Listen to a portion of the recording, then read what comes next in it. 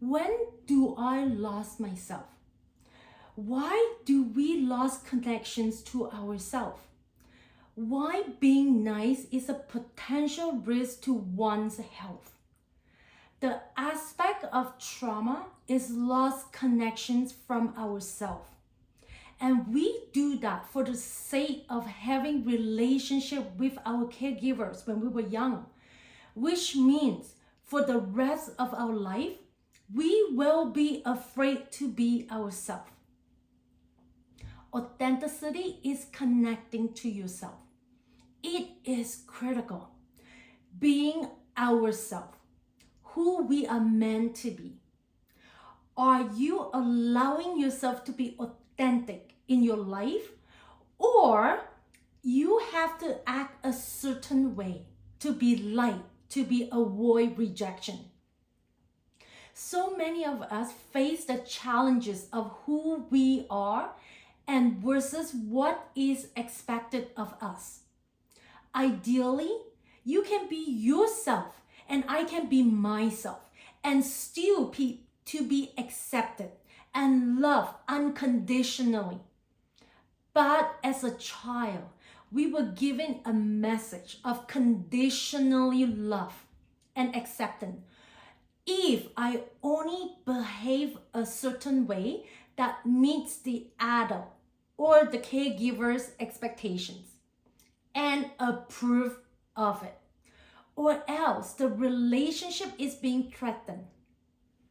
So many times the child know that for its survival and acceptance is by repressing their own emotions and not to show their anger, their frustrations, their sadness, and their fears.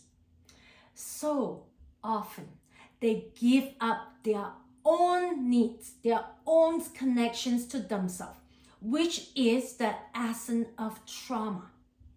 The aspect of trauma is lost connection from ourselves, and we do that for the sake of having relationship with others to get accepted. And this is what we call people pleaser. People pleasers always try to please everyone, and they tend to have voices in their head that always tell them that they are wrong, they are not perfect. People pleasers are the person who gave up not by conscious choice, but as a matter of survival. Their authenticity is lost in order to stay light and accepted and attached to it. But then they carry that for the rest of their life, and they are at higher risk for cancer according to research, or chronic illness.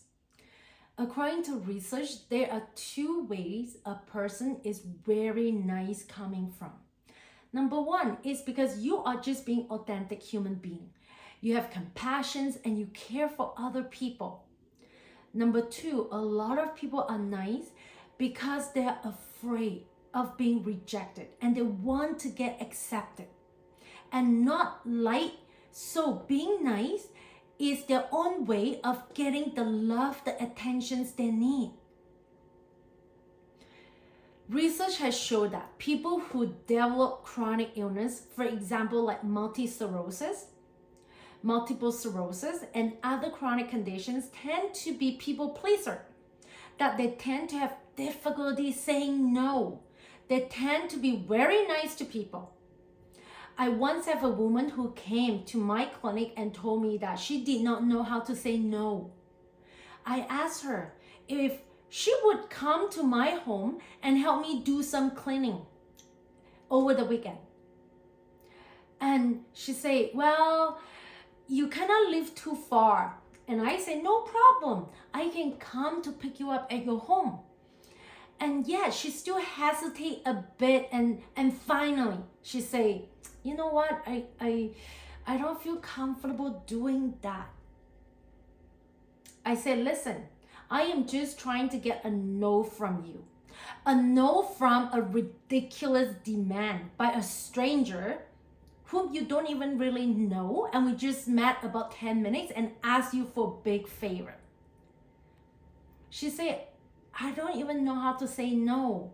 Because in her childhood, whenever she say no to her parents or to her caregiver, she will get punished. And so eventually, she repressed her emotions.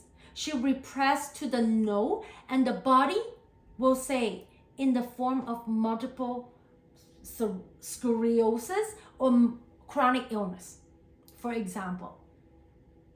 There have been studies that show that people with ALS are extraordinarily nice.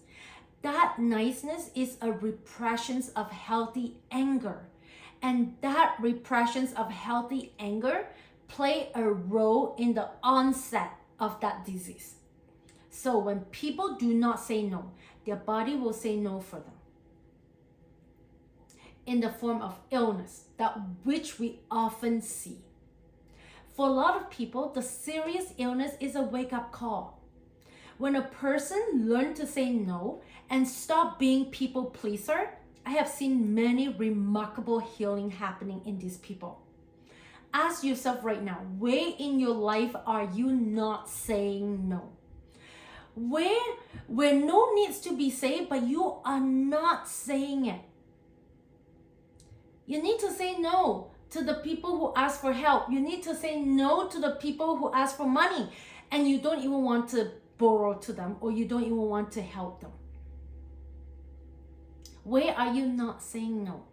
What is the belief that is behind not saying no? Where did I learn that belief from? And if I say no, what will happen?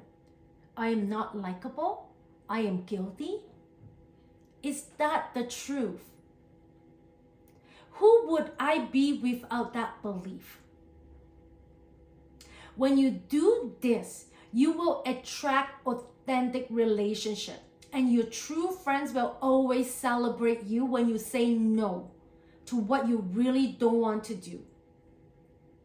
There was a book written by an Australian nurse. I think it's called The Top 5 Regrets of Dying People. And the top regret of these people that they say is not being myself, not true to myself. That's the top regret of dying people.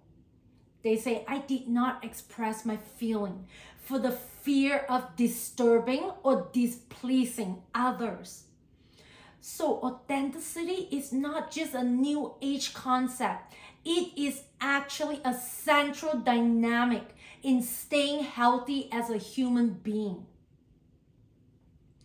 We are all byproducts of this generational trauma.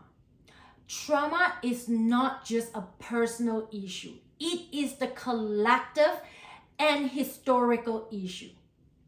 Many are seeking to ease the pain through the means of addictions, whether it's pornography, drugs, alcohol, social media, shopping, which is what we see today. Is people are exhibiting self-destructive behavior every single day.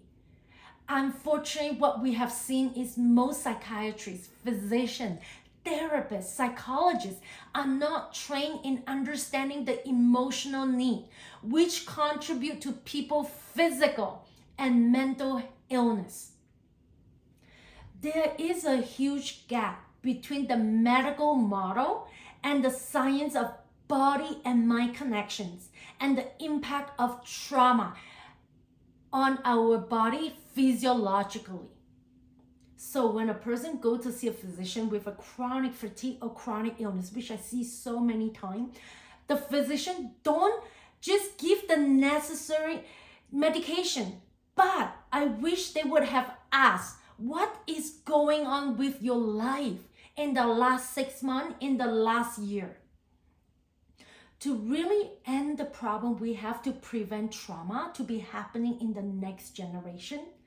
Let's support people. Let's try to understand people. Heart-to-heart conversations. And one thing, what I find is families.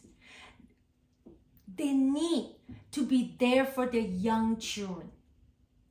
And we need to support the parents. Nowadays, what we see is parents are so stressed and they struggle economically that they impact their children emotionally. And the kids' stress hormone level are so abnormal nowadays according to research. Let's make people feel secure. Create a society with a sense of mutual acceptance and social support.